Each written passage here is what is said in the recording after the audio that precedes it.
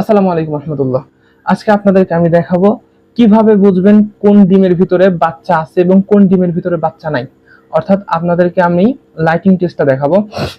Lighting টেস্টের মাধ্যমে বুঝতে পারবেন কোন ডিমের ভিতরে বাচ্চা আছে এবং কোন ডিমের ভিতরে বাচ্চা নাই।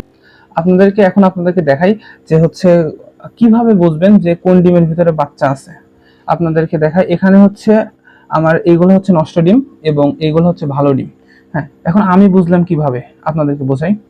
আপনি একটা জিনিস খেয়াল করে দেখেন যে এই যে আমরা এখানে লাইটটা দিয়েছি এবং লাইটটা দেওয়ার পরে দেখেন এই ডিমের ভিতর দিয়ে কিন্তু কোনো প্রকার লাইট পাস করতেছে না, অর্থাৎ আলো এই সাইডে যাচ্ছে না। এর কারণ হচ্ছে এর ভিতরে বাচ্চা রয়েছে, বাচ্চা থাকার কারণে এই আলোটা, এই লাইটের, মোবাইলের লাইটের আলোটা এই সম্পূর্ণ ছড়ায় যাচ্ছে না। আর যদি আমরা এখান থেকে যে কোনো একটা ডিম নেই, আমরা ডিম নিলে দেখতে পাবো, কোনটাকে দেখাবো, এই দেখেন একবারে কিন্তু ডিমটা লাল টকটকা হয়ে গেছে। হ্যাঁ, দেখে মনে হচ্ছে যে এটা একটা ডিম লাইট, মানে সম্পূর্ণ আলোটা কিন্তু দেখা যাচ্ছে। লাইটটা অফ করে দিলে হয়তো ভালো বোঝা যায়, তো কিন্তু বোঝা যাচ্ছে আমি আশা করি।